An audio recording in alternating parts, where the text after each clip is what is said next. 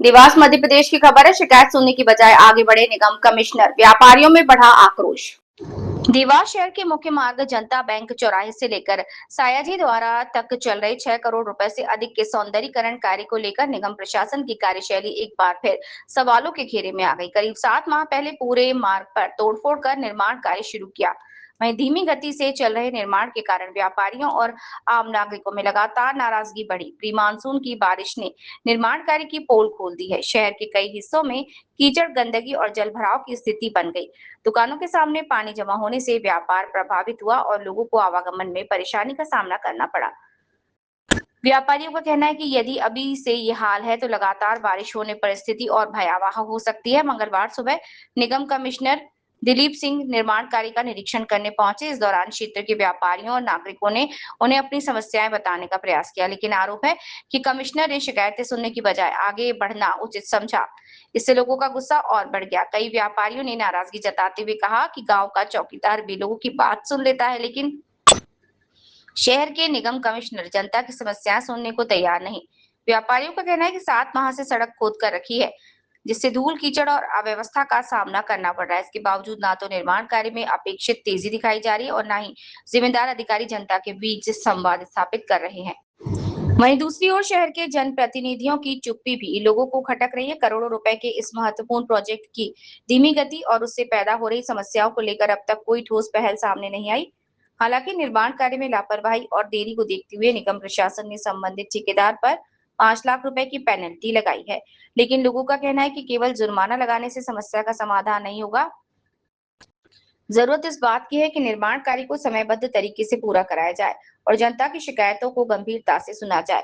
अब बड़ा सवाल यह है कि मानसून की दस्तक के बाद यदि तेज बारिश का दौर शुरू होता है तो अधूरी सड़क, कीचड़, जलभराव और यातायात की समस्याओं से शहरवासियों को कैसे राहत मिलेगी। फिलहाल निगम कमिश्नर की कथित हठधर्मिता और प्रशासन की सुस्त कार्यशैली लोगों के बीच चर्चा का विषय है। आपने एमजी रोड का निरीक्षण करा, क्या शिकायतें थी, किस लोग, आपकी पूरी टीम आई है, क्या व्यवस्था करी आप लोगों ने?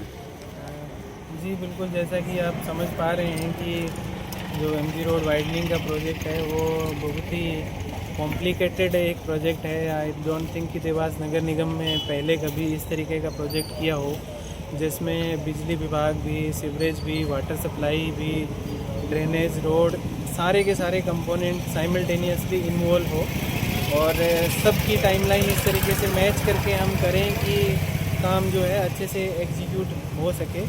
तो बहुत कॉम्प्लिकेटेड प्रोजेक्ट होने की वजह से कहीं ना कहीं जो है वो हमने जो टाइमलाइन सोच के रखी थी उस टाइमलाइन से कहीं हम 15-20 दिन लेट चल रहे हैं। और क्योंकि बारिश भी अभी शुरू हो गई है, अभी प्री मानसून शावर चल रहे हैं, पर जल्दी 2-4 दिन में संभावना है कि मानसून रेन भी शुरू हो जाए।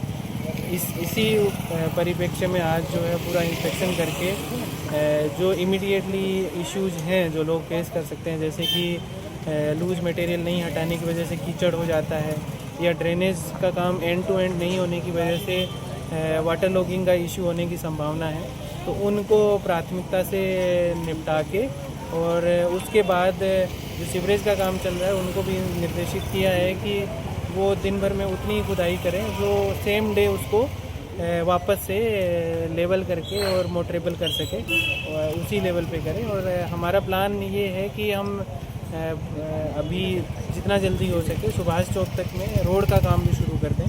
तो उसके लिए भी जो है यहाँ पे चैम्बर वगैरह का काम हो गया है, तो उसके लिए भी निर्देशित किया है कि अगले 2 से 4 दिन में यहाँ पे जो सबग्रेड जीएसपी का काम है रोड का वो भी हो जाएगा। कंक्रीट तो चलती बारिश में भी हो सकता है। सर, किस तरह से ठेकेदार को आपने कुछ 5 लाख का दंड दिया, क्या पूरा? जी, क्योंकि लगभग 6 महीने होने को आए हैं ठेकेदार को, हमने साइट हैंडओवर किए हुए। पूरी तरीके से ब्लेम ठेकेदार पे भी नहीं कर सकते हैं कि कोर्ट केसेज और दूसरा मेन मार्केट एरिया है, बहुत सारे त्यौहार जुलूस आ जाते हैं, तो उस वजह से बहुत बार लंबे लंबे इंटरवल तक काम रोकना पड़ता है। पर उसके बाद भी लंबी अवधि में भी बार बार रिमाइंड और चेतावनी देने के बाद में भी काम में सुधार नहीं करने की वजह से ये पेनल्टी लगाई गई है। कितनी पेनल्टी लगेगी सर? 5 लाख रुपए की पेनल्टी के लिए नोटिस दिया गया था और नोटिस के जवाब के उपलक्ष्य में अभी पिकअप करके उसके no penalty different type of work से उनको क्लब करना, थोड़ा सा कोऑर्डिनेशन की आप बात कर रहे हैं। कोऑर्डिनेटेड तो हैं, जैसे सीवरेज का थोड़ा टेंडर और वर्क ऑर्डर और ये प्रोसेस में ही डिले हो गया था, उस वजह से ये काम जो है हमारा इस स्थिति में पहुंचा है, नहीं तो हम और बेहतर स्थिति में रहते।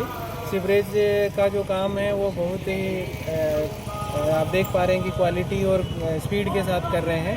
बिजली विभाग है, उनके साथ भी पूरी तरीके से कोऑर्डिनेटेड है। डक्ट का काम जो कर रहे हैं वो भी हम करे जा रहे हैं लगातार सही से। डक्ट की बात सामने आई है, डक्ट के लिए वापस खुदाई होगी, डक्ट जो बन रहे हैं उनके लिए। नहीं, डक्ट में कोई इश्यू नहीं है। वाटर की लाइन जो है वो आइडियली वाटर डक्ट हमने इसलिए बनाया कि वाटर की लाइन जो डिस्ट्रीब्यूशन लाइन भी उसके नीचे से ही जाए, ताकि फ्यूचर में नया कनेक्शन करना या उसके लिए, तो क्योंकि डक्ट का काम अभी आगे हुआ नहीं है और लाइन डैमेज होने से इमीडिएट इश्यू था, तो अभी वाटर की लाइन जो है वो थोड़ी डिस्टेंस से डाल दी गई है, लेकिन जब रोड के लिए एक्सकेवेशन करके और फाइनल काम करेंगे उस समय वाटर की लाइन को भी डक्ट वाले एरिया से पास कर देंगे। Thank you sir.